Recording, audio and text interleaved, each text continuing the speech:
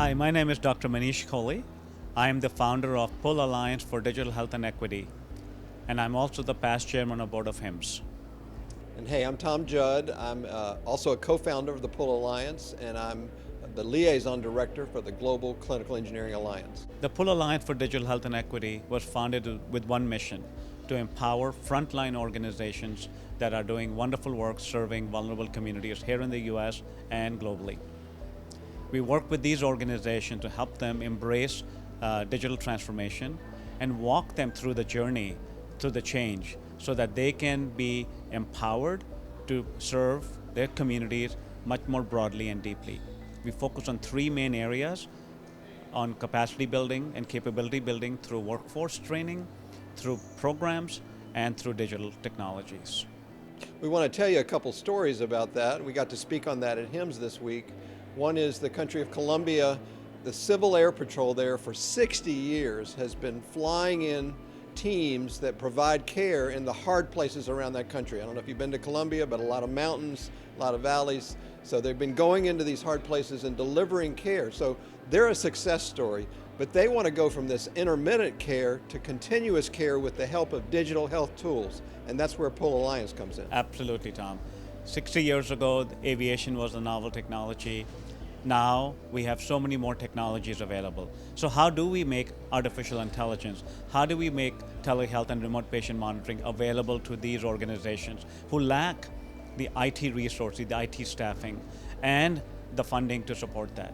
We work with them not only to mobilize funding, but also to mobilize this entire ecosystem of digital health, which HIMSS represents, and bring it to them so that they can benefit from modern technologies just like any other health system in the world would. So they're already successful, but we're going to make them better and expand their capability.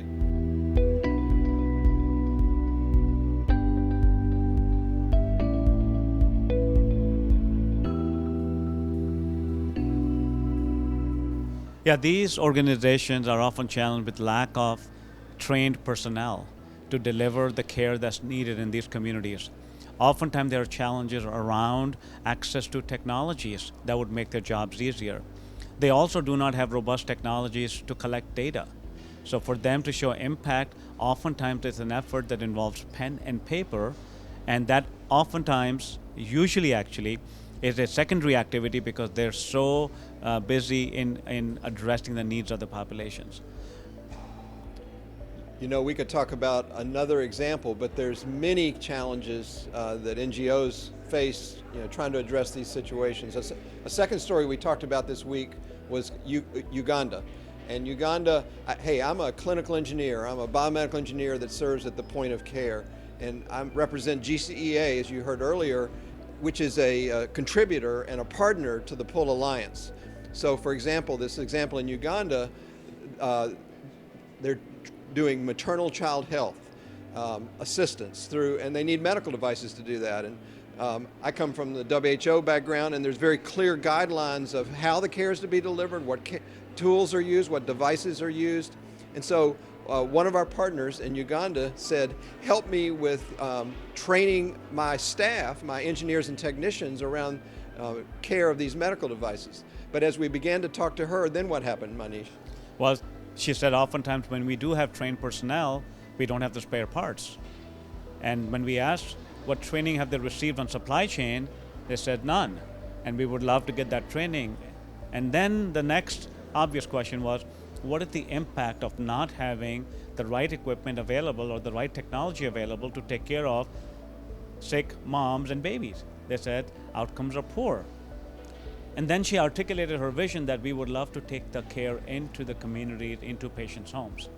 But we do not have the tools, technologies, or the knowledge to make it happen.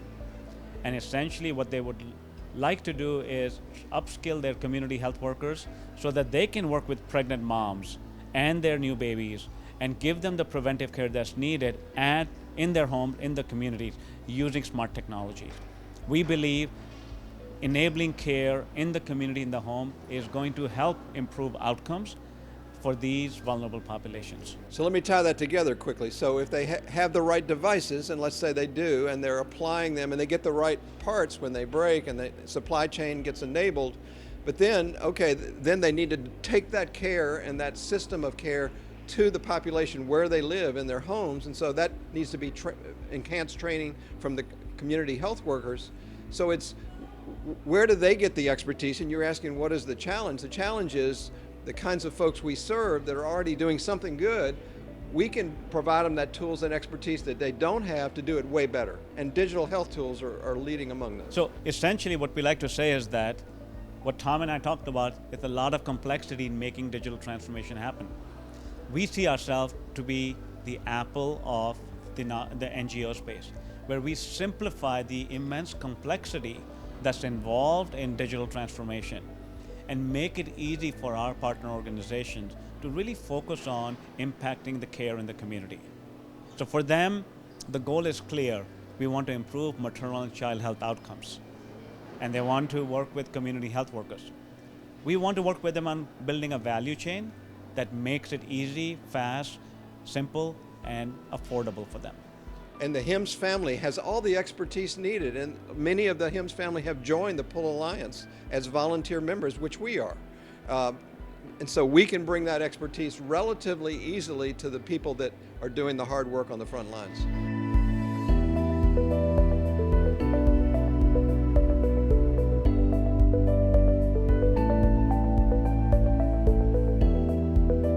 So what we like to think, workforce development is the heart of what we do. Technologies are the nervous system, and the programs that are built are the skeletal system.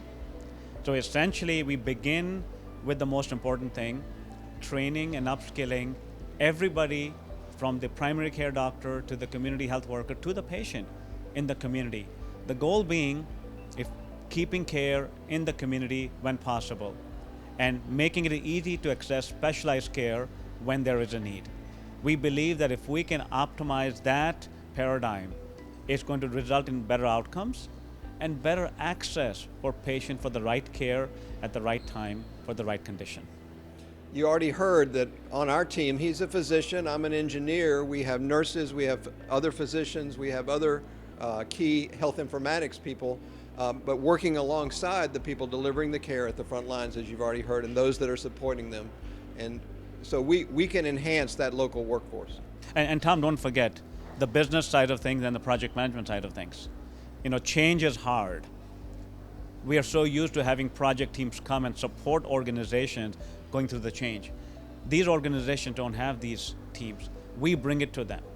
So it's capacity building around project management, around analytics, around budgeting and finance. These are some of the supporting capabilities that are requisite for success. And honestly, all those skill sets show up at HIMSS.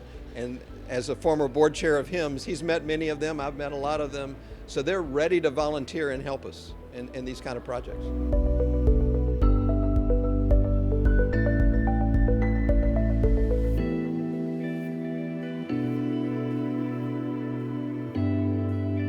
There are many ways to get that done. The first thing is we have a global community of experts at HIMSS in the Global Clinical Engineering Alliance. If everybody said, from the comfort of my living room, I'm willing to give 2 hours a week to volunteer towards a community or a cause. HIMSS has 120,000 members.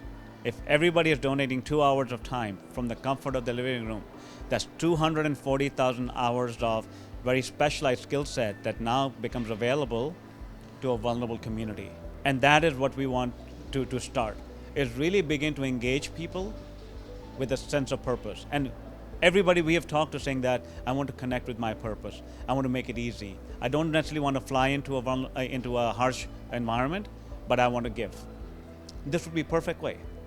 The other way is people who have services or technologies. Help us get them to these communities through partnerships. And then obviously money is always needed to make these programs run. So any donations are always welcome. I'll give you an example.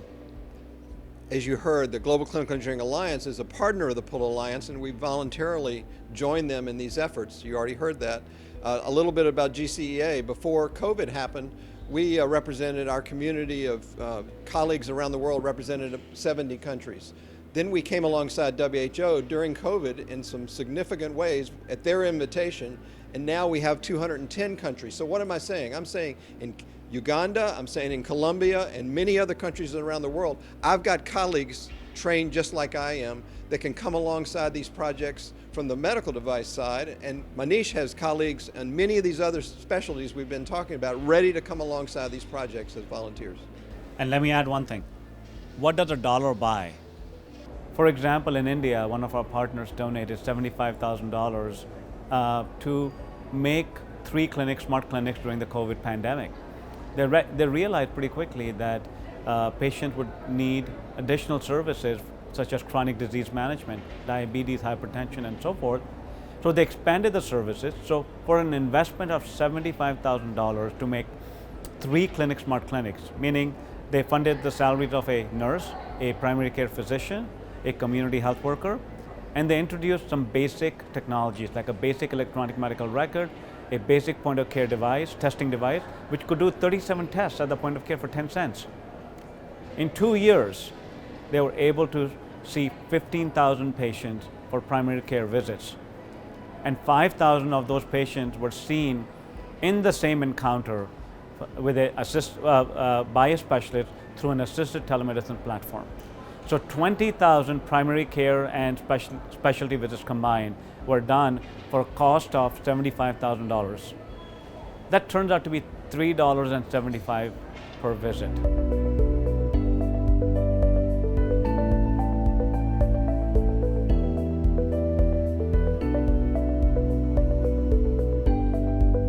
That's fundamentally our model.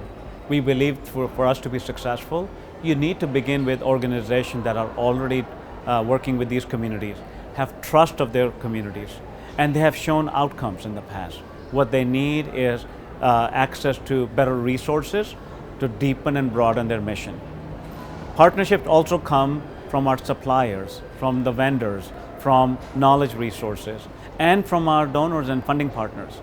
So we really believe that everybody from the donor to the supplier to the community and Pul Alliance needs to be aligned to a singular purpose: impact better health outcomes for every community members. You know, there's no way we can help that local community unless they drive it, though, because they know the culture, they know what people will accept, they've got the trust. We just build on that. That is correct.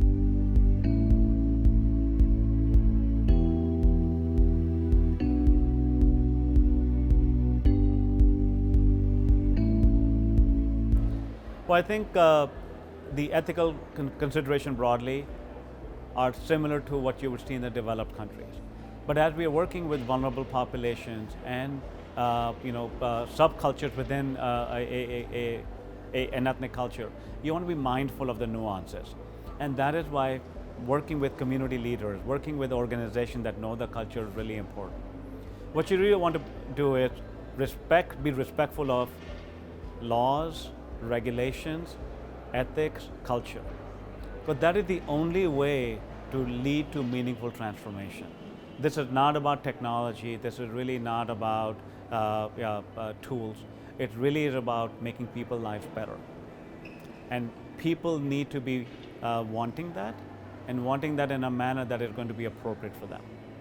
So the most important act we do is listen. We listen to our partners, we listen to the community members. What is the problem that you're trying to solve? And we have a conversation about defining the problem much more precisely, understanding data behind that, and then talking to them about solution set. They may only be aware of a smaller number of solutions because that's the only thing that's accessible to them. But we come in and say that, how would artificial intelligence, for example, play into that? How would mobile technologies, telehealth play in? We then talk about what does the future look like? And how do we bring in the right technological solution set? How do we bring in the right programmatic solution set? And what is the training that'll be needed in the community to sustain that investment? For us to bring great technology and not pay attention to culture or listen to the people or give them the training to make it their own would be a mistake. So the whole equation begins with the heart of it all is with the community, with our community-based partners, and listening to them. You know, we had an example of an ethical question last night, and I won't go into it, but there's an emergency situation in Beirut, for example, still 3-4 years later after that explosion in August of 2020, and to provide medicines to help meet the needs of the people that were hurt, that vulnerable population in the middle of that. So we were wrestling with how do we make sure, you know, these medicines are appropriately overseen in that context. These individuals who are serving these communities are an inspiration to us. We do what we do because we've been inspired by them. With such limited resource availability, what they have achieved and are achieving is absolutely spectacular. And we believe that the investment that the world is making towards development needs to be channeled in a manner that leads to a transformation that is going to be impactful. Here's the statistic that I'd like to leave you with. There are 3 billion people in this world who lack access to healthcare. Half of them, if not more, have access to a mobile phone. In fact, more people have access to a mobile phone than they do to clean water and toothbrush. While others may see challenges in that situation, we see opportunity. And that's what defines the Pul Alliance. That we want to look at these communities, look at the opportunities, and make the best this world has to offer to them in a manner that is going to be appropriate for them. And we love it that at HIMSS we find so many people that can help bring those kind of solutions. And we met at HIMSS. We did 6 years ago.